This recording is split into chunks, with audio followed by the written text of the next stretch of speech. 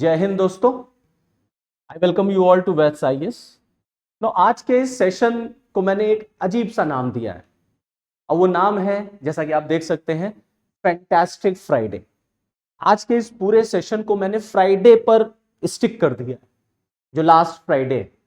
अब ऐसा क्यों, आप सब सोच रहे होंगे ये फैंटास्टिक फ्राइडे नाम मैंने क्यों रखा? क्योंकि लास्ट फ्राइडे को दो इंपॉर्टेंट न्यूज जो है वो ट्रेंड कर रही थी न्यूज़पेपर में, टीवी चैनल्स पर, सोशल मीडिया पर।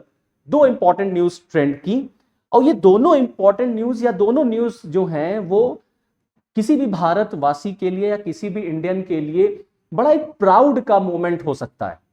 हमें दोनों न्यूज को पढ़ के, देख करके बड़ा एक गर्व सा फील हुआ। It's all about your pride. अब ये दो न्यूज कौन कौन सी हैं? पहली न्यूज रिलेटेड है टू गोल्ड, सोना। सोने का नाम सुनते ही सबके मुंह में पानी आने लग जाता है। हर किसी को सोना अच्छा लगता है, हर कोई सोना चाहता है, दैट इज गोल्ड।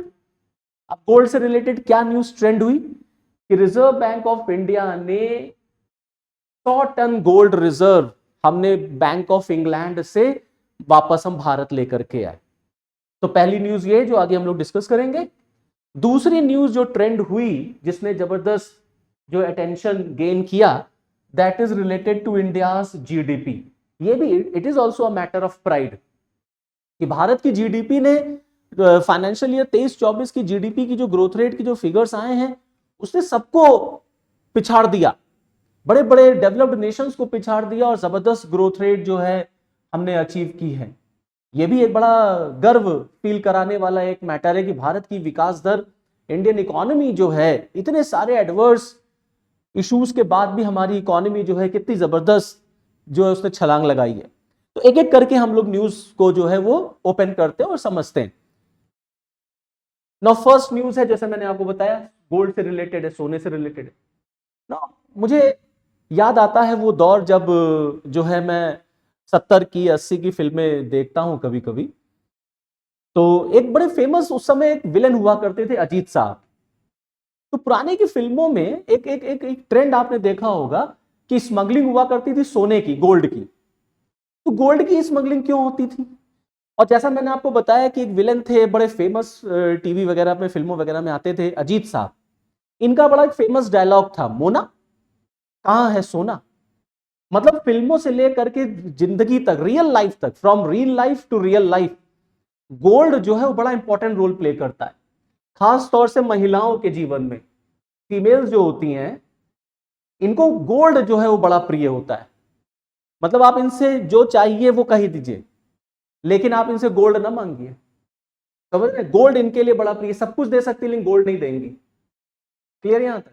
तो गोल्ड जो है जैसे लाइफ में इंपॉर्टेंट रोल प्ले करता है, ऐसे इकोनॉमी में भी बड़ा इंपॉर्टेंट रोल प्ले करता है। और आप देखिए अभी अक्षय तृतीया गया है और माना जाता है कि अक्षय तृतीया वाले दिन भी गोल्ड खरीदना जो है वो बड़ा एक तरीके से शुभ माना जाता है। तो ऐसा सोने में क्या है, गोल्ड में ऐसा क्या होता है कि गोल्ड जो है वो हर व्यक्ति को भी अच्छा लगता है और गोल्ड जो है इकोनॉमी को भी अच्छा लगता है? क्योंकि गोल्ड एक बड़ा इंपॉर्टेंट मेटल है इकोनॉमिक पॉइंट ऑफ व्यू से भी, और गोल्ड बड़ा इंपॉर्टेंट एक मेटल है आपके अर्थव्यवस्था को चलाने के लिए। इसीलिए गोल्ड जो है आप देखेंगे रिजर्व बैंक ऑफ इंडिया या सेंट्रल बैंक जो होती है वो अपने पास मेंटेन करती हैं। अब हर सेंट्रल बैंक अपना गोल्ड जो है, जो भी अमाउंट, जैसे भारत के पास इस समय अप्रोक्सीमेटली 822 टन गोल्ड है, तो ये सारा गोल्ड हम डोमेस्टिक लेवल पर ही नहीं रखते, कुछ गोल्ड जो है वो हम इंटरनेशनल लेवल पर भी रखते हैं। तो लगभग लगभग 100 टन सोना भारत सरकार ने बैंक ऑफ इंग्लैंड से वापस इंडिया हम लेकर के आए। अब उस गोल्ड को reserve bank of India maintain करेगा, अपने पास रखेगा। तो जो हम कॉस्ट पे कर रहे थे उस गोल्ड को रखने की, वो भी बच जाएगी। प्लस इतनी मात्रा में जब गोल्ड हमारे देश में वापस आया है तो it will give strength to your economy. ये आपके देश की अर्थव्यवस्था को मजबूत करेगा, आपका रुपया मजबूत होगा, आपके देश की इकोनॉमी और प्रोग्रेसिव होगी। तो कहीं ना कहीं ये पॉजिटिव साइन देगा आपको, शो करेगा आपको इंडियन इकोनॉमी में। तो ये बहुत बड़ी इंपॉर्टेंट न्यूज निकल के आई थी फ्राइडे को कि हमने इतना बड़ा गोल्ड जो है वो अपने देश में वापस लाए हैं। अब तमाम तरह के लोग, बहुत सारे लोग कह रहे गिरवी रखा था वो लेकर के चले आए, या जो है लास्ट गवर्नमेंट्स ने, पिछली सरकारों ने ये रखा था तो ये हो गया तो वो हो गया, ये सब कुछ नहीं है। ये हमारा गोल्ड था जो बैंक ऑफ इंग्लैंड में रखा था, उसको हम वापस लेकर के चले आए, दैट्स इट, कोई गिरवी विरवी नहीं। 1991 में, 90s के डिकेड में इंडियन इकोनॉमी को बचाने के लिए हमने बैलेंस ऑफ पेमेंट क्राइसिस जब भारत पे आया था, जिसको हम लोग फॉरेक्स क्राइसिस भी कहते हैं, एट दैट टाइम हमने आईएमएफ के पास गोल्ड गिरवी रखा था। That's a different case and this is different case. Okay, now moving ahead, अब दूसरी न्यूज पे आते हैं ना। दूसरी न्यूज, सेकंड न्यूज जो है that is related to India's GDP ना। जो डाटाज आए हैं, जो रिपोर्ट आई है, वो शो करती है कि भारत की जीडीपी जो है वो Q4 में 7.8% से ग्रो करती है, लेकिन जो फाइनेंशियल ईयर 23-24 पूरा होल फाइनेंशियल ईयर रहा, उसमें हमारी जीडीपी ने जबरदस्त छलांग लगाई है ग्रोथ रेट ने, और हमने अचीव किया है 8.2%। ना ये 8.2% की जो हमारी ग्रोथ रेट रही है 23-24 फाइनेंशियल ईयर में, this is the fastest among all the developed nations। तो ये बड़ी तारीफ की बात है कि जितने विश्व के विकसित देश हैं, हम उनको पीछे करते हुए हमने आगे छलांग लगा दी। अमेरिका वगैरह इतनी ग्रोथ रेट नहीं अचीव कर पाए जितनी भारत ने अचीव कर ली, तो ये एक पॉजिटिव साइन है। तो मोदी जी ने तुरंत, ऑब्वियसली बात है भाई, जब ऐसे फिगर्स आते हैं, जब ऐसे डाटाज आते हैं, तो गवर्नमेंट के लिए प्राउड का मोमेंट होता है, सरकार अपनी तारीफ करेगी, अपनी पीठ थपथपाएगी। तो एज अ प्राइम मिनिस्टर, क्योंकि वो गवर्नमेंट को लीड करते हैं, तो तुरंत प्रधानमंत्री की तरफ से भी रिस्पॉन्स आएगा ही आएगा। तो प्रधानमंत्री जी ने बोला, श्री नरेंद्र मोदी जी ने, कि ये तो अभी ट्रेलर है भैया, पिक्चर तो अभी बाकी है। इसका ट्रेलर देख लिया है, अभी फिल्म बाकी है, पिक्चर अभी बाकी है। तीसरे टर्म में देखिए भारत की जीडीपी कहां से कहां तक चली जाएगी। ये तो एक छोटा सा ग्लिम्स है 8.2% का। नाउ जैसा कि आप देख सकते हैं कि जो फिगर्स आए, अगर हम देखें जनवरी से मार्च तक का जो क्वार्टर रहा 23-24 में, उसमें भारत की जीडीपी का जो फिगर आया वो 7.8% था, और जो पूरा फाइनेंशियल ईयर आया है उसमें 8.2% है। और इसने सबको सरप्राइज कर दिया। सबको सरप्राइज इसलिए किया कि तमाम बड़े बड़े जो इंस्टीट्यूशंस हैं, जैसे आरबीआई है, जैसे वर्ल्ड बैंक है, जैसे आईएमएफ है, उन लोगों ने अलग अलग डाटाज या अलग अलग टारगेट सेट किए थे। जैसे फॉर एग्जांपल अगर आप रिजर्व बैंक ऑफ इंडिया को देखेंगे, तो आरबीआई ने इनिशियली सेट किया था ग्रोथ रेट ऑफ 7%, 7% की विकास दर आरबीआई ने रखी थी। और इंटरनेशनल मॉनेटरी फंड ने बहुत ऑप्टिमिस्टिक होते हुए 7.8% की ग्रोथ रेट रखी, और हमने छलांग लगा दी 8.2% की। तो जो हमने सोचा था उससे हम कहीं आगे निकल गए, कहां 7% और कहां 8.2%। तो बहुत ह्यूज जंप है ये। अब ये जो अचीव हमने किया है जो ग्रोथ रेट, इसके पीछे मुख्य कारण क्या है? तो there are basically 4 important factors responsible for this huge jump. Number 1, जैसे फॉर एग्जांपल माइनिंग को जो है एक तरीके से क्रेडिट दिया जा रहा है कि माइनिंग सेक्टर में हमने ग्रोथ रेट देखी। प्लस उसके बाद सर्विस सेक्टर है आपका, मैन्युफैक्चरिंग एंड कंस्ट्रक्शन। तो ये 4 ऐसे फील्ड्स हैं जिनकी वजह से भारत ने ये इंपॉर्टेंट ग्रोथ रेट अचीव की है, चाहे वो कंस्ट्रक्शन हो, चाहे वो मैन्युफैक्चरिंग हो, चाहे वो सर्विस सेक्टर हो या माइनिंग हो। ये 4 इंपॉर्टेंट फैक्टर्स हैं।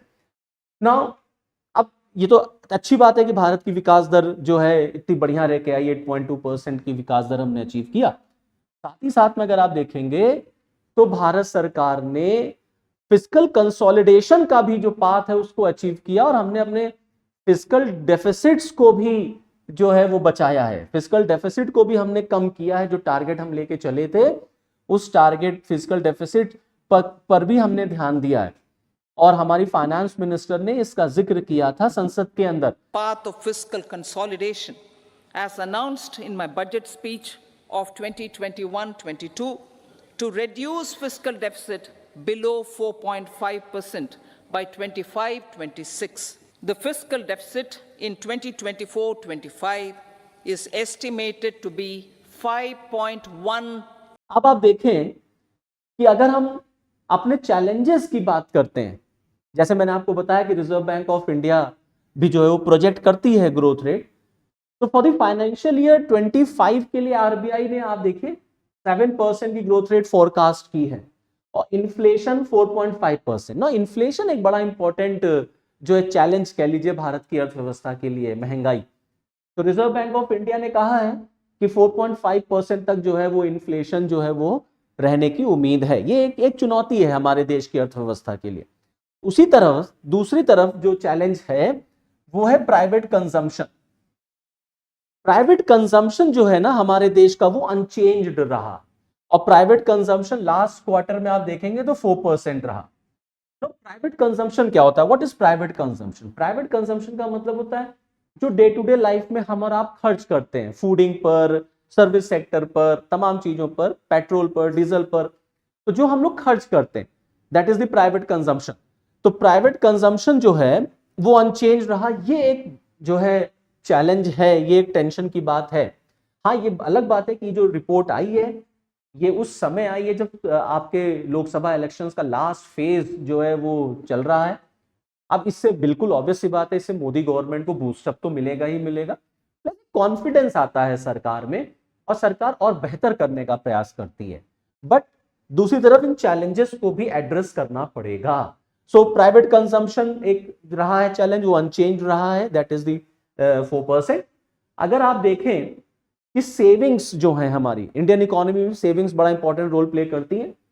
सेविंग्स जो है ये भी एक हमारे लिए चैलेंज है इकोनॉमी के लिए, that is at record low level. Saving हमारे देश में रिकॉर्ड लो लेवल पर रहा 5.2% का। इसका मतलब है कि कहीं ना कहीं देश के लोगों में अनएम्प्लॉयमेंट रेट ज्यादा है, या तो बेरोजगारी दर ज्यादा है, या तो लोगों का वेतन कम हुआ है, क्योंकि सैलरी कम होगी तो सेविंग कहां से होगी। तो सेविंग्स जो है वो गिरी है, ये एक बहुत बड़ा चुनौती का विषय है। और सबसे important that is employment challenge. ये कुछ चैलेंजेस हैं इंडियन इकोनॉमी के सामने। ये बात ठीक है कि 8.2% की ग्रोथ रेट भारत ने अचीव की है, लेकिन इन चैलेंजेस को भी उसे देखना पड़ेगा अगर हम 2047 में डेवलप्ड नेशन बनना चाहते हैं तो। This is all from this video lecture. Okay, thank you, जय हिंद।